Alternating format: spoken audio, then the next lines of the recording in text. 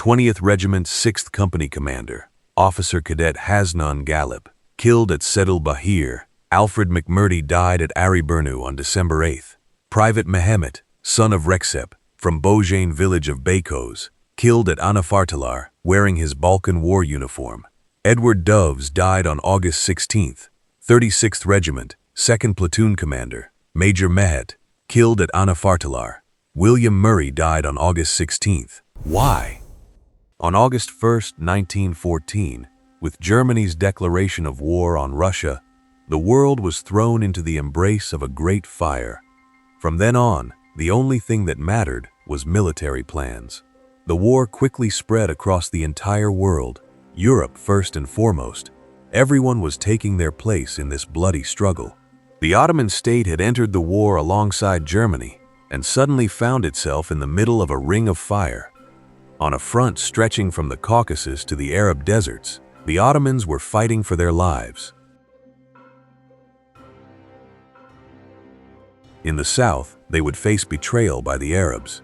In the east, the Sarıkamış disaster would unfold.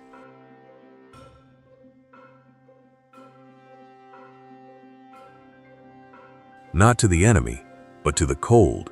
90,000 soldiers would be lost as martyrs. By late 1914, the Allies were preparing to open new fronts to encircle Germany. In this climate, a message went from Grand Duke Nicholas, commander of the Russian armies, to London. The message requested a land or naval operation that would force the Turks to withdraw troops from the Caucasus.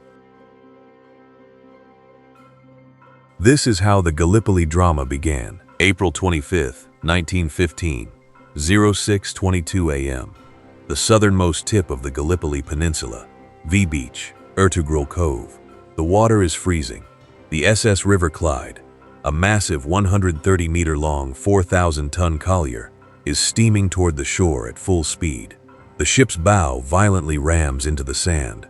The piercing, ear-bleeding screech of the massive steel hull scraping against the seabed can be heard 800 meters away. The engines cut out. The ship stops. Inside, in the darkness of those suffocating steel corridors, 2,000 fully equipped soldiers wait. The Munster and Dublin Fusiliers. Most are in their early 20s. Irish farm boys. They are terrified.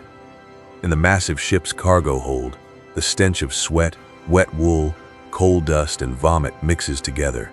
Each man has a 27-kilogram pack on his back and a Lee Enfield rifle with a fixed bayonet in his hands. The silence lasts only seconds. The River Clyde is not an ordinary landing craft.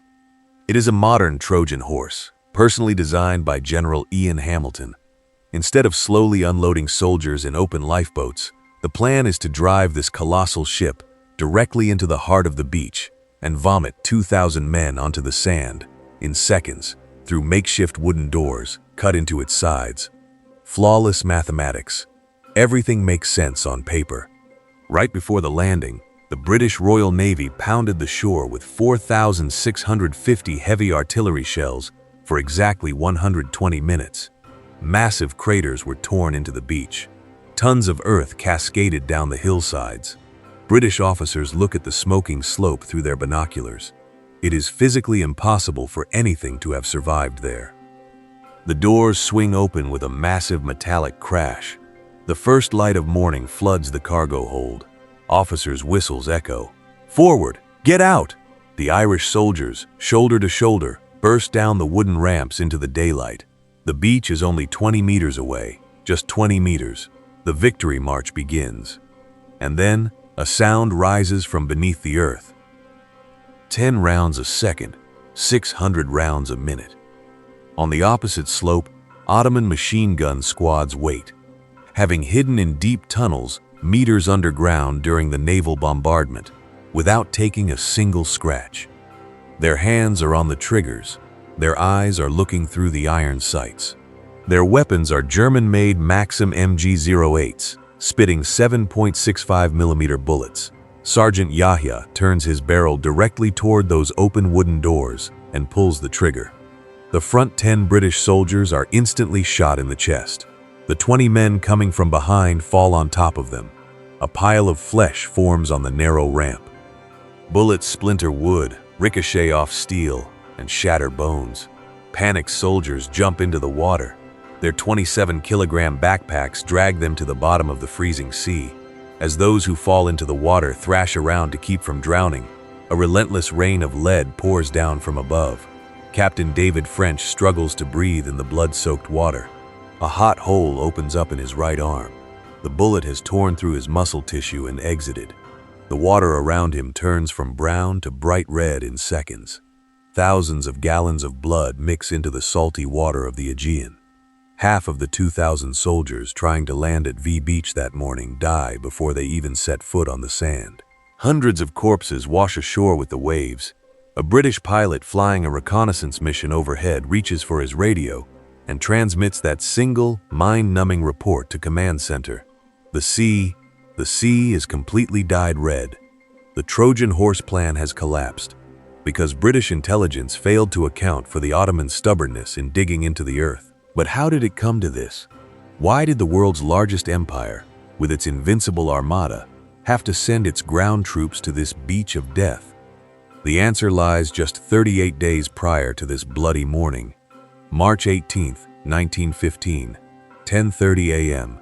This is the Dardanelles Strait, a waterway 60 kilometers long, merely 1,200 meters wide at its narrowest point, and flanked by steep cliffs on both sides. The British War Cabinet and the First Lord of the Admiralty, Winston Churchill, have a flawless plan. The Western Front is bogged down in mud and blood. Thousands of men are dying every day in Europe for just a few meters. Churchill wants to break this gridlock with a single strike. The world's largest navy will pass through the strait, bombard Constantinople, knock the Ottoman Empire out of the war in a single day, and open a supply route to Russia. Simple, clean, no loss of troops. Before us stand 67 colossal warships. Among them lies the largest war machine human history has ever seen up to that point, the HMS Queen Elizabeth. Exactly 33,000 tons of steel. She mounts 15-inch, 380mm main batteries. A single shell fired from these barrels weighs 870 kilograms. These car-sized projectiles can break the sound barrier and strike targets 24 kilometers away. The British are arrogant, and rightly so. No brick, no earth, no human body can withstand this kind of firepower. Admiral John de Robeck gives the order to attack. They enter the strait in 3 lines. The sun gleams off their steel hulls. When the initial bombardment begins, the very geology of the peninsula changes. Hundreds of kilos of explosives rain down on the Ottoman forts every second. Earth is vaulted into the air. Stones are pulverized into sand. A deafening roar that rattles the lungs. The Rumeli Machidia Fort. Inside, it's hot as hell. Gunpowder smoke burns the eyes. An enemy shell lands dead center in the fort. The ground shakes. 25-year-old Seyit Ali stands up. He is covered in dust. His brothers in arms around him are torn to pieces. The gun in the battery is intact, but the mechanical crane system that hoists the shell into the barrel is completely destroyed. The Queen Elizabeth continues to spew fire on the horizon. Seyit looks at the 215-kilogram artillery shell resting on the ground. The human spine is not engineered to carry this weight. Muscle fibers tear, kneecaps crack, lumbar vertebrae grind into dust. Seyit bends down. His hands grip the cold steel of the shell. He grinds his teeth. Using every ounce of strength in his legs, he hoists that 215-kilo mass of death onto his back.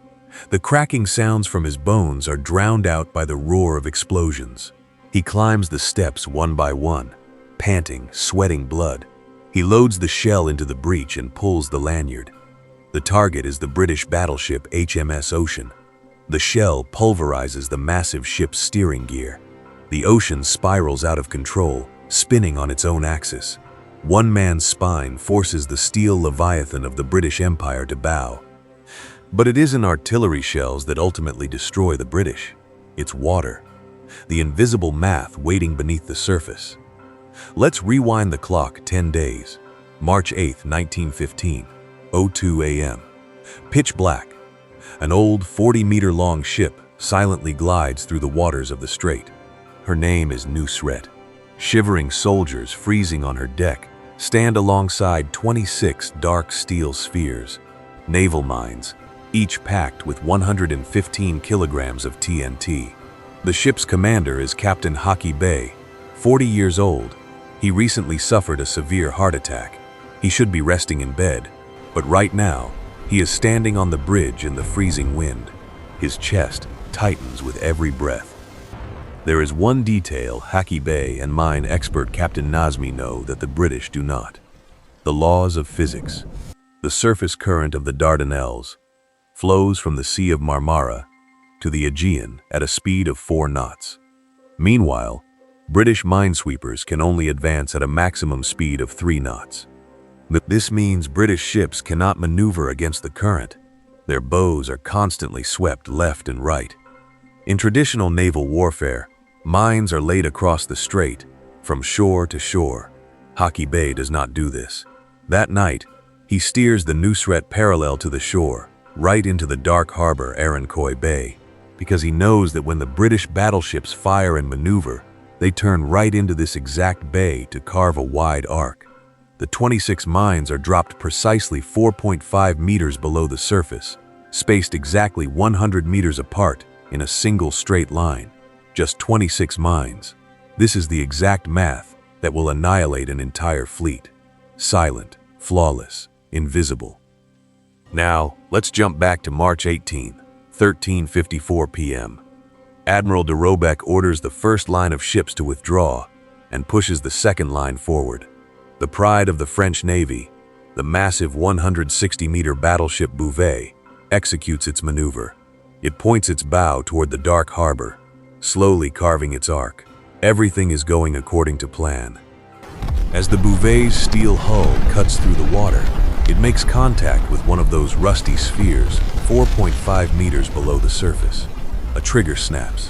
115 kilograms of TNT undergo a chemical reaction in 1,000th of a second. From his trench, Ottoman officer Asir Arkayan watches the moment through his binoculars. First, a massive plume of red and black smoke erupts from beneath the Bouvet, a deafening silence. Then, the real apocalypse breaks loose. The mine's detonation ignites the ship's own main magazine. Hundreds of tons of artillery shells and gunpowder obliterate simultaneously. The colossal 160-meter ship snaps perfectly in half. Steel plates rocket into the sky, before the 640 sailors inside can even comprehend what is happening. The water surges through the ship's torn belly. The Bouvet capsizes. Just 180 seconds. An entire dreadnought sinks to the bottom of the sea like a stone in 180 seconds. Only foam, a few pieces of timber, and sailors' caps remain on the surface. The British are in shock. Panic sets in. As the battleship Irresistible attempts to flee, it blunders into the same mine line and blows up. The ocean moves in to rescue her, hits a mine, and slips beneath the waves. The Inflexible and Gaulois sustain heavy damage. In just a few hours, 6 massive warships are knocked out of action. De Robeck issues the order to retreat at 18 Weiss. The world's most invincible armada runs with its tail between its legs toward the open Aegean. The Navy failed. The strait that could not be breached by ship will have to be crossed on foot. That is the verdict. 2 months later, this is exactly why soldiers are dying on the ramps of the River Clyde, on that blood-soaked V beach. But the real crisis isn't down south in Sedudulba here. The true life-or-death struggle is unfolding miles up north, on another beach where the currents drag them off course. Anzac Cove, Araburnu, April 25, 04:20 a.m. Just before dawn, the Australian and New Zealand Army Corps, Anzac, 1,500 men loaded into 36 wooden lifeboats, being towed toward the shore in pitch darkness. They have to remain silent. However, nature betrays them. A strong underwater current drags the boats 2 kilometers north from their intended landing zone, the flat plains of Kabatepe, straight into a small cove dominated by steep, seemingly impassable cliffs, Anzac Cove. The hulls of the boats hit the sand. 20-year-old sheep shearers, bakers, and farmers grip their rifles and jump into the shallow water. Expecting a flat expanse ahead, they are met instead by a steep, scrub-covered cliff shooting straight up into the sky. Right at that moment, the first shot rings out. Up on the ridge, there is a single Ottoman squad of just 20 men tasked with keeping watch over this beach. Facing them is an enemy army of 1,500 in the first wave, swelling to 4,000 as reinforcements arrive. They do not retreat. The soldiers in the squad rack the bolts of their 7.65mm Mauser rifles. They take aim and begin firing blindly into the darkness. The Anzacs below panic. Darkness, uncertainty, and lead raining down from above, but their numerical superiority is staggering. Gradually, the Anzacs begin scaling the rocks, infiltrating the ravines. Their targets are the high ridges of Chunuk Bear and Sari Bear. If they reach those heights, they will dominate the peninsula from above and sever the Ottoman army's jugular vein. Meanwhile, exactly 7 kilometers inland from this beach, in the village of Bigali, a tent. The man inside is 34 years old. His eyes are blue, his gaze as sharp as a razor. The commander of the 19th Division, Lieutenant Colonel Mustafa Kemal. He isn't sleeping. He has been listening to the artillery fire for hours. Reports are disjointed and vague. The German army commander, Lehmann von Sanders, believes the main assault will come from the north, at Bulair. Therefore, he is keeping his main forces pinned there. The defense at Anzac Cove is like a thread, about to snap. Mustafa Kemal stares at the map. He deciphers the enemy's objective in seconds. The target is Chunuk Bear. If that hill falls, the war is over. He doesn't wait for orders. If he waits, the homeland is lost. He seizes the initiative. He musters his 57th Regiment, roughly 3,000 men, each armed with a rifle and a bayonet. The march begins. It is no easy path. Rugged ravines, thick brush, steep inclines. Within 45 minutes, the soldiers climb 260 meters of elevation. Their hearts pound as if trying to shatter their rib cages. They are drenched in sweat. Mustafa Kemal leads the column. He reaches Hill 971, Kokachimentepe, dismounts his horse. And right at that moment, he witnesses the scene that dictates the fate of the war. A group of Ottoman soldiers is fleeing from the coast, the point of the initial enemy landing. They are exhausted. Their faces are pitch black. Out of breath, thousands of Anzac troops are charging up the hill right behind them. The gap is just a few hundred meters. The enemy is about to crest the ridge. Mustafa Kemal steps directly into the path of the fleeing men. He barks with an authoritative, unshakable voice. "Where are you going?" A soldier stops, unable to meet his commander's eyes. "The enemy is here, Commander." "Where?" The soldier points to the slope just below them, indicating the Anzacs rushing toward them. "Right there." The enemy is mere meters away from Mustafa Kemal. There is no trench, no cover between them. "You do not run from the enemy," Mustafa Kemal snaps. "We have no ammo left, Commander." Mustafa Kemal's facial muscles twitch. His eyes lock onto the enemy's advance. Time freezes. A split-second decision will chart the destiny of an empire. "If you have no ammo, you have your bayonets," he roars. "Fix bayonets! Hit the dirt!" Driven by their commander's uncompromising order, those exhausted, fleeing soldiers instantly lock the metal blades onto the muzzles of their rifles and drop face down into the dirt. Seeing the fleeing Turks suddenly stop, drop, and assume a combat stance, the Anzac vanguard hesitates. They assume Turkish reinforcements have arrived. They too hit the deck and take cover. Mustafa Kemal would later summarize that moment in a single sentence. "That was the moment we won. They proved to me they didn't know land warfare." That fleeting moment of hesitation buys enough time for the breathless 57th Regiment climbing up from the rear to reach the battlefield. As the troops crest the ridges, Mustafa Kemal remains mounted on his horse. He looks at his men. These are not just ordinary peasant boys. They are the last shield of a nation ready to embrace death. He draws his sword. With a booming, echoing voice, he issues the order. "I am not ordering you to attack. I am ordering you to die. In the time it takes us to die, other forces and commanders can come and take our place." The end of words. The 57th Regiment, 3,000 men, crashed down the slope into the Anzacs like an avalanche, roaring battle cries. Bayonets glint. This firefight is no longer about trading bullets from a distance. It is hand-to-hand, brute muscle, steel slicing into bone, breath cut short, a blood-curdling, throat-tearing brawl.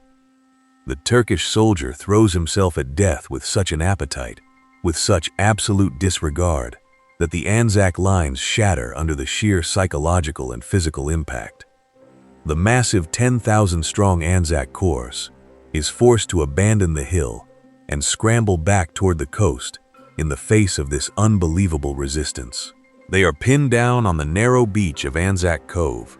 They can neither advance nor retreat. By the end of the first day, nearly the entirety of the 57th Regiment is wiped out, but the hill is not surrendered. Trenches are dug. The earth is split open. The Gallipoli front goes into gridlock. Months pass. May, June, July. War is no longer a matter of strategy or genius. War is now a raw, visceral, and stomach-turning test of endurance. The trenches are so close that men can hear their enemies breathing. The distance shrinks to as little as 8 meters at times. Bullets aren't the only things flying through the air. The summer heat sets in. Thermometers hit 35 degrees Celsius. No clouds in the sky. No water. Just thousands of corpses rotting in that narrow strip between the two lines called No Man's Land. During the Ottoman counteroffensive on May 19th, 10,000 Turkish soldiers are gunned down in a mere 6 hours. The bodies cannot be retrieved. They bloat under the sun. They turn green and black. The swarms of flies around them are dense enough to blot out the sun. The second soldiers crack open their ration tins. Hundreds of flies land on the meat. The food is covered by a black blanket. The soldiers eat the flies, and the flies eat the soldiers. The stench, that smell, the cocktail of human flesh, sweat, and feces can be caught from ships 15 kilometers offshore. The nasal mucosa of the troops burns. Millions of trench rats scurry through the dugouts, gnawing at the faces of sleeping men. Dysentery and typhus break out. An Australian sniper collapses to the ground with severe intestinal cramps right as he pulls the trigger. More men die from disease than from gunshot wounds. The trench floors are slick with human excrement and blood. Human dignity simply melts away in the narrow ravines of Gallipoli. The men are on the verge of madness, but the war does not stop. August arrives. The British play one last desperate gamble. Armed with fresh reinforcements, they execute another landing at Suvla Bay. The objective is the same: capture the high ground, Hill 971, and Chunuk Bair. New Zealand forces, the Wellington Battalion, reach the summit of Chunuk Bair in the dead of night. This time, they think they've done it. But he is there again. Mustafa Kemal, appointed as the commander of the Anafartalar Group. He holds the fate of the entire front in his hands. The morning of August 10th, at 04:30, as dawn breaks, Mustafa Kemal steps up to the absolute front line.